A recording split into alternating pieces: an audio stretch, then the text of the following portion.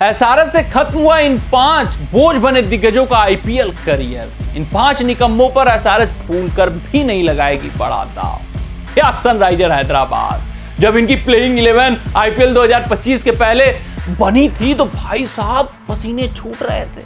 पसीने विपक्षी टीमों के छोड़े हम क्रिकेट प्रशंसकों के छूट रहे थे कि इतनी विध्वंसक प्लेइंग 11, एक से बढ़कर एक नामचीन खिलाड़ी, एक से बढ़कर एक खूंखार हथियार, और महसूस हो रहा था कि इस बार सनराइजर हैदराबाद को आईपीएल 2025 का चैंपियन बनने से कोई नहीं रोक सकता।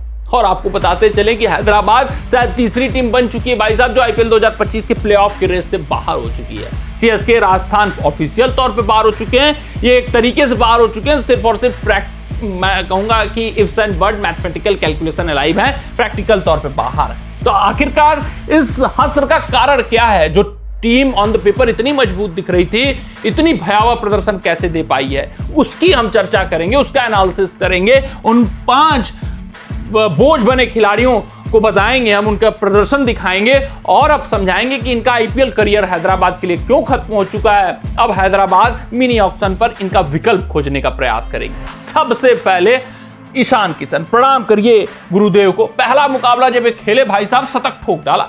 जब ये शतक ठोके, हैदराबाद ने 286 स्कोर बोर्ड पे लगाया, तो क्या महसूस हो रहा था अंदर से? यही ना कि इस बार 300 तो पारिच है, क्योंकि टॉप ऑर्डर में अब Sheikh Sharma, Travis Head, number 3 जो पिछली बार कमजोरी हुआ करता था हैदराबाद टीम का, वहां ईशान किशन जैसा विध्वंसक बल्लेबाज आ गया।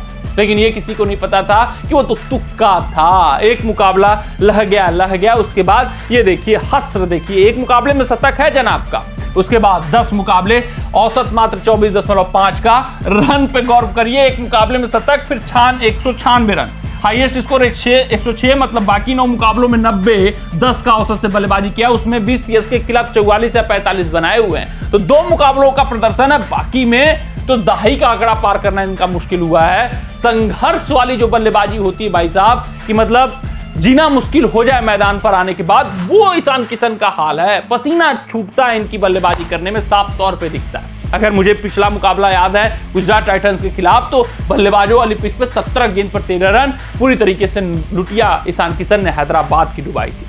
बात करते हैं दूसरे खिलाड़ी की, तो ये दूसरे दिग्गज नाम है मोहम्मद शमी।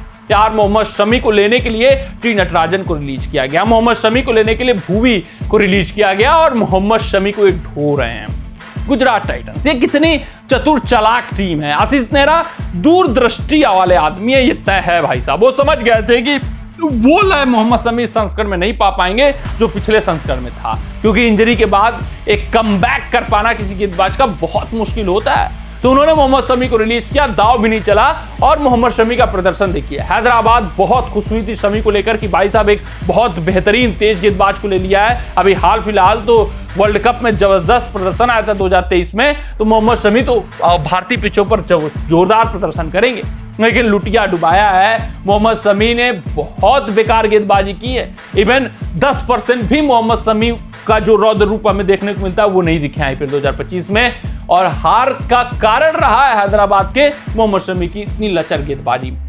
9 मुकाबलों में मात्र 6 विकेट, 337 रन खर्च कर डाले, इकोनॉमी रेट 11.23 का है। यार मोहम्मद शमी जैसे स्टेचर वाले गेंदबाज का अगर इकोनॉमी रेट 11.23 का है तो अफसोस करने वाली बात है। औसत देखिए 56 रन कम से कम खर्च करके 1 विकेट इस संस्करण में लिया हुआ है।